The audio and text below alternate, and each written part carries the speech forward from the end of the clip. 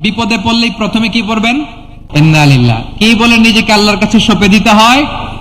হাসবুনাল্লাহ। চরম বিপদে দেয়ালে পিঠ থেকে গেছে, তখন লা ইলাহা ইল্লা আনতা সুবহানাকা ইন্নী কুনতু মিনাজ জালিমিন। এরপরে লা ইলাহা ইল্লাল্লাহুল আযীমুল হালিম, এই দোয়া।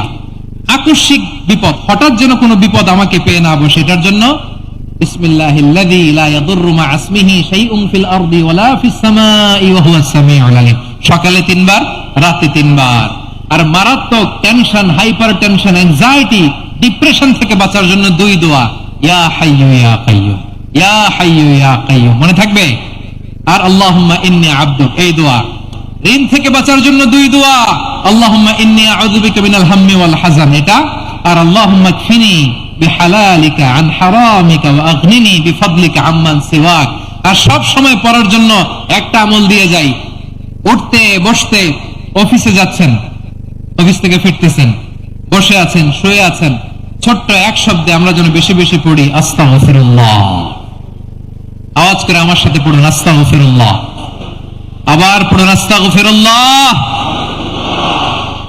আল্লাহ রাসূল সাল্লাল্লাহু আলাইহি ওয়াসাল্লাম বলেন, মান লাজিমাল ইস্তিগফার, যে সব সময় এরকম ইস্তিগফারের সাথে লেগে থাকে, জাআলাল্লাহু লাহু মিন কুল্লি দিকিন মাখরাজা, আল্লাহ তাআলা তাকে কোনো বিপদে আটকান না, সে জীবনে আটকাবে না, যে কোনো বিপদে আল্লাহ তার রাস্তা বের করে দিবে। Way out, you will get a way out, a solution. সুবহানাল্লাহ। ওয়া মিন কুল্লি হাম্মিন ফারাজা, দুশ্চিন্তা মুক্ত হবে। ওয়ায়ারযুকহু মিন হাইসু লা ইয়াহতাসিব, এমন জায়গা থেকে আল্লাহ রিজিকের বন্দোবস্ত করবে যেটা সে কল্পনাও করে নাই। আওয়াজ করে পড়েন সুবহানাল্লাহ। তাহলে মনে থাকবে আস্তাগফিরুল্লাহর কথা। সব শেষ কথা বলবো, সব শেষ আমার প্রিয় ভাইয়েরা। এটা গেল নিজের বিপদ। অন্যের বিপদ যদি দেখেন, এটার জন্য একটা দোয়া আছে। অনেক সময় আমরা দেখি হাসপাতালে ক্যান্সারের 3rd স্টেজে চলে গেছে, লোকটা হ্যাংলা হয়ে, চিকন হয়ে, হায়রে কি কষ্ট পায়, দেখি না? বিষ্ণু বলে, একটা দোয়া যদি কেউ অন্যের কোনো বিপদ দেখে পড়ে, ওই বিপদ তার জীবনে কখনো আসবে না। শুনবেন? শোনার আগ্রহ আছে?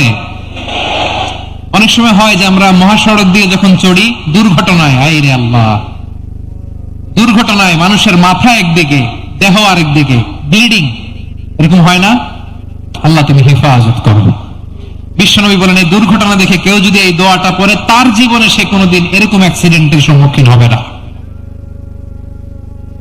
শুনবেন?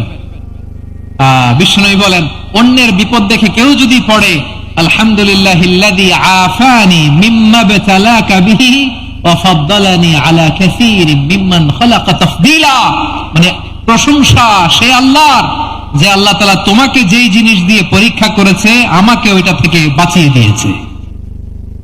তোমাকে আল্লাহ যেই বিপদে ফেলেছে, আমাকে ওই বিপদ থেকে তিনি মুক্ত রেখেছে, আর তার অনেক সৃষ্টির উপর আমাকে তিনি প্রাধান্য দিয়েছে। সুবহানাল্লাহ পড়েন।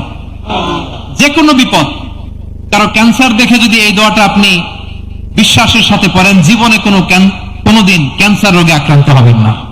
দুর্ঘটনা দেখে যদি পড়েন, ওই দুর্ঘটনা আপনাকে স্পর্শ করবে না। যে কোনো কারো বিপদ দেখে যদি কোনো বিশ্বাসী বান্দা এই দোয়া পড়ে, বিশ্বনবী বলেন, লাম ইউসিবহু যালিকাল বালা, ওই বিপদ তাকে আর ধরবে না।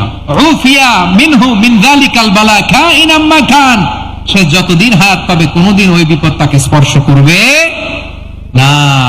এই দোয়াটা পড়তে রাজি আছেন আমার প্রিয় ভাইরা? তাহলে পুরো আলোচনার সেন্ট্রাল থিম হচ্ছে, আমাদের জীবনে বিপদ আসবে, কষ্ট আসবে, দুঃখ আসবে, কিন্তু বিপদে আপদে আমরা হাল ছেড়ে দিব না, হতাশ হব না। মুমিন হতাশ হয় না, নিরাশ হয় না, হাল ছেড়ে দেয় না। মুমিন ভরসা রাখে একজনের উপর। আওয়াজ করে বলুন, তিনি কে?